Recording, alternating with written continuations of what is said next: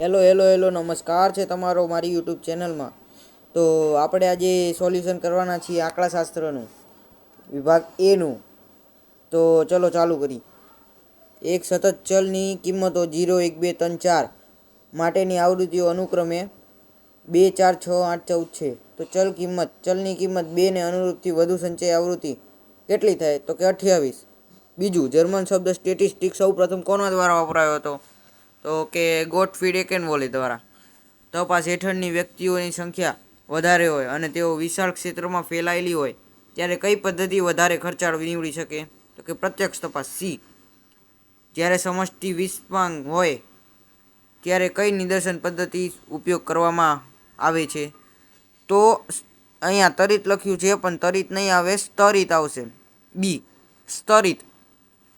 પ્રાથમિક માહિતી માટે નીચેના પૈકી કયું વિધાન સાચું છે? તો કે એ. કોઈ એક અવર્ગીકૃત માહિતીનો વિસ્તાર 55 છે અને તેને 6 સમાન વર્ગ લંબાઈવાળા વર્ગોમાં વિભાજિત કરવાની હોય તો વર્ગ લંબાઈ કેટલી થાય? તો કે 10. નીચેના પૈકી કયો ચલ અસતત છે? તો કે કુટુંબ દીઠ બાળકોની સંખ્યા.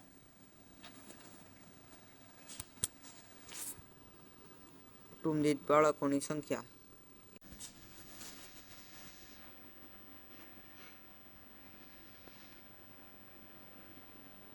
કુટુંબ દીઠ બાળકોની સંખ્યા ક્યાં પહોંચ્યા? હા. કોઈ એક વિસ્તારમાં રહેતા લોકોના વ્યવસાય અને તેમના અભ્યાસ વિશે આધાર માહિતીને વર્ગીકૃત કરવાની રીતને શું કહે? તો કે એ. કોષ્ટક રચના. પ્રચલિત સંકેત અનુસાર પદિક નિદર્શન માટે નીચેનામાંથી કયો વિકલ્પ યોગ્ય છે? તો n=nk એટલે એ. એક સતત માહિતી માટેના વર્ગો 0 થી 99, 100 થી 199, 200 થી 299, 300 થી 399, 400 થી 499 છે. તો બીજા વર્ગની મધ્ય કિંમત કેટલી થાય? તો કે 150.5. 149.5. અવલોકનો 7, 9, 9, 1, 7, 9, 4, 9, 1 નો બહુલક કેટલો? તો કે 9.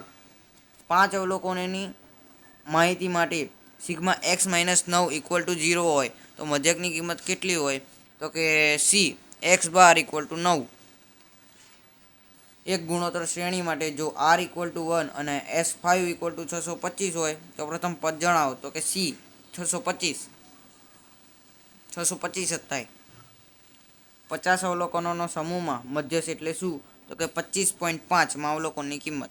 નીચેનામાંથી કઈ કિંમત આપણને મધ્યસ્થ આપશે? તો p50. જો 10 અવલોકનોનો મધ્યક 15 હોય તો અવલોકનોનો સરવાળો કેટલો હોય?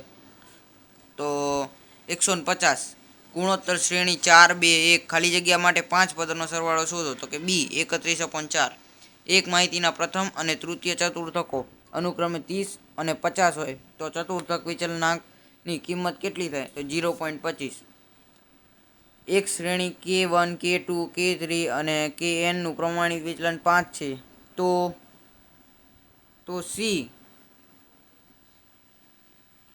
સી આવશે. સીમાં પહેલામાં 5 ને બીજામાં 15.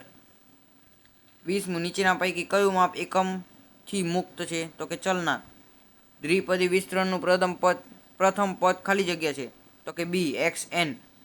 10 વિદ્યાર્થીઓના વજન આ મુજબ છે: 53, 47, 60, 55. બરાબર. તો એનો જવાબ સી છે, 24. અવલોકનોનો 5, 5, 5, 5, 5 માટે પ્રસારનું કોઈ પણ માપ શું થાય? તો કે 0. સી. નીચેના પૈકી કયું સૂત્ર વિસ્તરાંકનું છે? તો કે બી. xh - xl/xh+xl.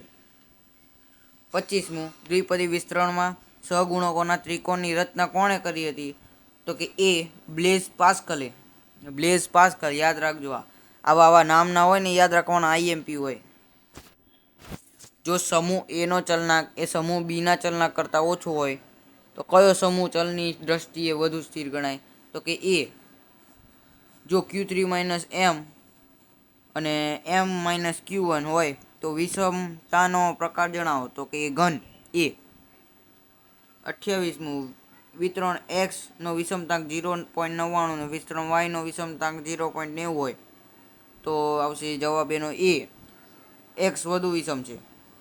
29મું, જો માહિતીમાં બહુલક અવ્યાખ્યાત હોય તો સામાન્ય સંજોગોમાં તેની વિષમતાનો વિસ્તાર કેટલો હોય? તો સી. -3 થી +3 સુધી. જો આ 30મું છે. 30મું એ બી અને એ ઇક્વલ ટુ એક્સ સ્લેશ અને એક્સ એ લીપ વર્ષના ફેબ્રુઆરી મહિનાના દિવસોની સંખ્યા F x equal two x હોય તો વિધેયનો વિસ્તાર ગણ શોધો. તો કે સી 29. ઋણ વિષમ આવૃત્તિ વિતરણ માટે કયું વિધાન ખોટું છે? તો કે ડી. 32મું ઘન વિષમ આવૃત્તિ વિતરણમાં કોની કિંમત સૌથી વધુ હોય છે? તો કે બહુલક. 33મું નીચેના પૈકી કયું વિધાન સાચું છે તે જણાવો. તો કે બી. 34મું એમાં બી. 35મું એક સાધારણ અસમમિત આવૃત્તિ વિતરણમાં એથી કેટલા ગણો થાય? તો આ પ્રશ્ન જો તમને ખબર હોય તો મને કોમેન્ટમાં જણાવજો. 36મું 10 ગુણ્યા n અને ઇક્વલ ટુ 240 હોય તો n ની કિંમત શોધો. અને 36મું તો ડી. 37મું NCR ની કિંમત નીચેના પૈકી કોની બરાબર હોય? તો બી. 38મું NCO પ્લસ NCN ની કિંમત શોધો. તો કે 2. સંભાવના શાસ્ત્રના પ્રારંભિક પરિણામો માટેના મહારથીઓમાંના એક નીચેના પૈકી કોણ હતા? તો કે લાપ્લાસ. જો આ બે આઈએમપી હોય. જો તમને આઈએમપી જોતા હોય તો મને મારી ચેનલને સબસ્ક્રાઈબ કરો. હું તમને પરીક્ષાના આવતા પહેલાં જ તમને આઈએમપી આપી દઈશ. 40મું એક ફનફેરની રાઈડમાં 3 વ્યક્તિઓને બેસવા માટે 8 જગ્યાઓ છે. તેઓ આ જગ્યાઓ પર કેટલી રીતે બેસી શકે? તો કે ડી 8p3. જો પ્રથમ ક્રિયા એમ પ્રકારે થઈ શકતી હોય અને બીજી ક્રિયા એન પ્રકારે થઈ શકતી હોય તેમજ બંને ક્રિયાઓ એનો જવાબ આવશે એ. 42મું નીચેના પૈકી સતત ચલ કયો છે? તો કે ડી. ક્રમચય અને સંચય પ્રચલિત સંકેતો અનુસાર નીચેનામાંથી કયો સંબંધ સાચો છે? તો કે NCAR equal to NPR upon R. અને શું કહેવાય હું ભૂલી ગયો. 44મું પ્રાચલ અને આગણક અનુક્રમે કોના લક્ષણ છે? તો કે એ સમષ્ટિ અને નિદર્શ. 45મું નીચેના પૈકી કયું વિધાન સાચું છે? તો કે બી. સરળ યાદચ્છિક નિદર્શનમાં સમષ્ટિના બધા જ એકમોને નિદર્શમાં પસંદ થવાની સમાન તક હોય છે. 45મું બી. 46મું જો Q3 ઇક્વલ ટુ 25.75 હોય મૂલ્ય કેટલું? તો કે બી.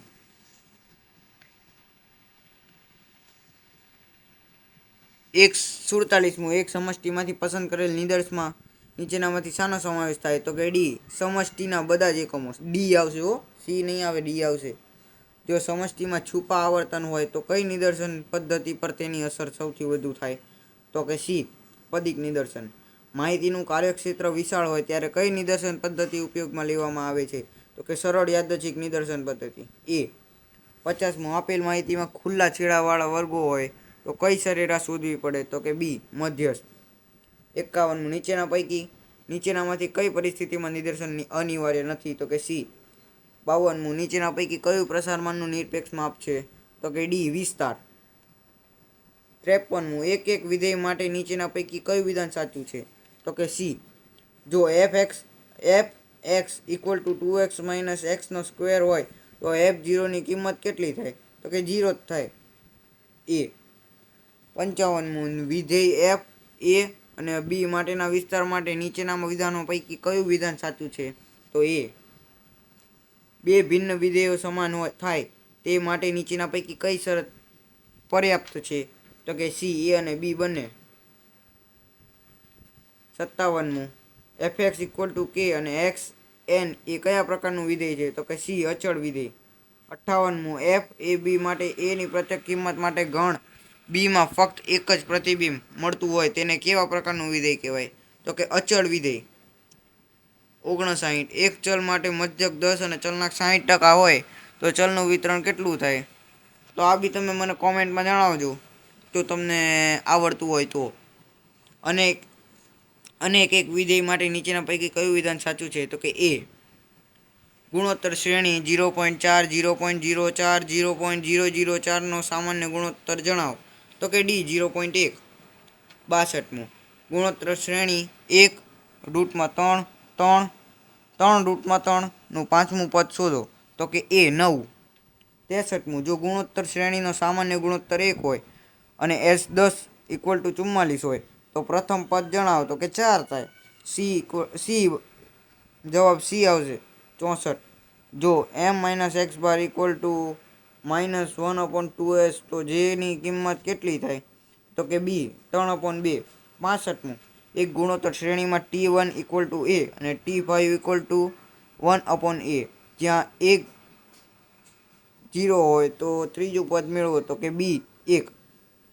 જો ગુણોત્તર શ્રેણીનો સામાન્ય ગુણોત્તર -1 હોય, ગુણોત્તર 1 અને પ્રથમ પદ 1 હોય તો પ્રથમ 6 પદોનો સરવાળો એટલે 0.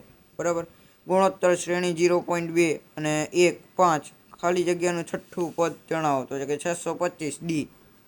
અને આ છેલ્લું કાર્લ પિયર્સનના J equal to 3 x bar minus m upon s સૂત્રનો ઉપયોગ કરી વિષમતાક મેળવવામાં આવે તો વિષમતાકનો વિસ્તાર કેટલો મળે? તો કે ડી -3 થી +3 સુધી. તો જો તમને સેક્શન બી નો બી સોલ્યુશન જોતું હોય, સેક્શન બી, સી,